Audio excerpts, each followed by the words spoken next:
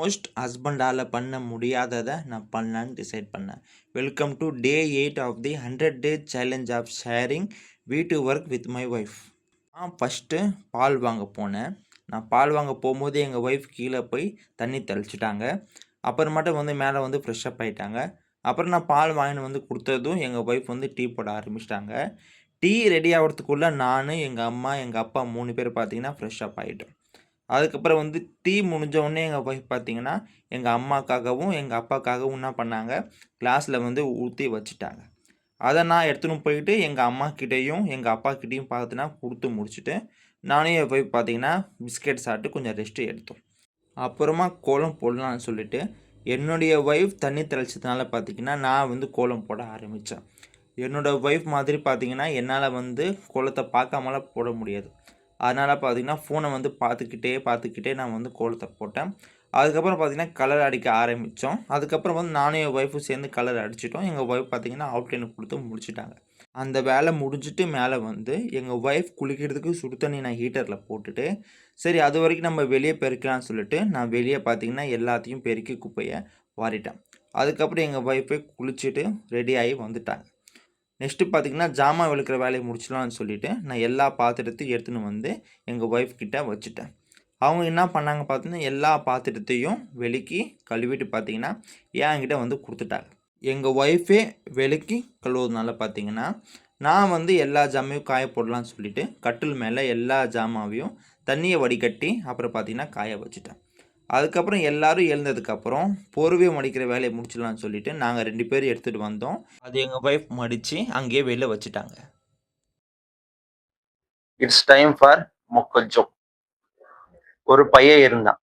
அவன் யார் பார்த்தீங்கன்னா, அந்த காலத்து மன்னர்லாம் இருப்பார்ல, அவரோட பேரனுக்கு பேரன். அவங்ககிட்ட பார்த்தீங்கன்னா சொத்து ரொம்ப இருந்துச்சு. எவ்வளவு சொத்து இருக்குன்னா, அவங்க கிட்ட வேலை செய்யவே 10 பேர்கிட்ட இருந்தாங்க. ஸோ ஒரு நாள் பார்த்தீங்கன்னா அவன் தூங்கிட்டு இருந்தான். அன்னைக்கு பார்த்தீங்கன்னா வெள்ளிக்கிழமை. ஸோ வெள்ளிக்கிழமை இருந்தது என்ன பண்ண, அவன் போய் குளிக்க போனான். குளிச்சு முடிச்சுட்டு கண்ணாடியில அவன் பார்த்தான். அதுக்கப்புறம் என்னதான் ஆச்சுன்னு தெரியல. அவன் என்ன பண்ணிட்டா, போய் தூக்கு மாட்டு செத்து போயிட்டான். அது ஏன்?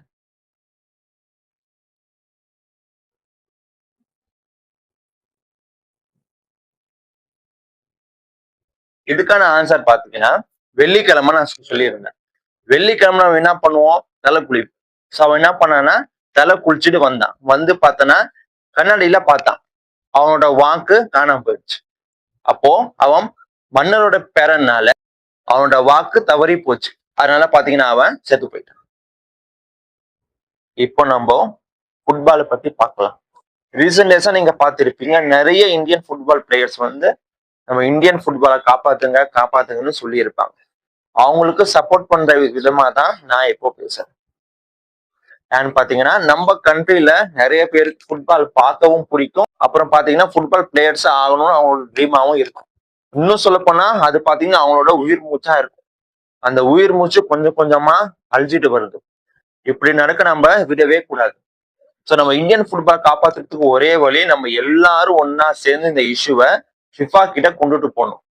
அதுக்கான ஸ்டெப் பாத்தீங்கன்னா ஆல்ரெடி ரொம்ப பேர் பண்ணிட்டு வராங்க. நம்மளும் பாத்தீங்கன்னா அதுக்கு நம்ம கன்ஃபார்மா சப்போர்ட் பண்ணியே ஆகணும். ஸோ இதை சப்போர்ட் பண்ணுறது நீங்க இந்த வீடியோவோட கமெண்ட்ஸ் போய் #SaveIndianFootballன்னு கமெண்ட் பண்ணுங்க.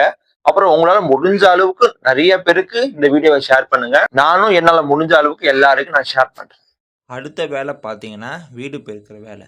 ஸோ ஃபஸ்ட்டு எங்கள் ரூமை பார்த்தீங்கன்னா நான் குப்பை எல்லாமே பெருக்கி வாரி முடிச்சுட்டு, அதுக்கப்புறமா பார்த்தீங்கன்னா டிவி ரூமையும் பெருக்கி குப்பை எல்லாமே வாரிக்கிட்டு, கடைசியாக கிச்சன் இருந்துச்சு, அதையும் பார்த்தீங்கன்னா நான் பெருக்கி நான் வாரி முடிச்சிட்டேன்.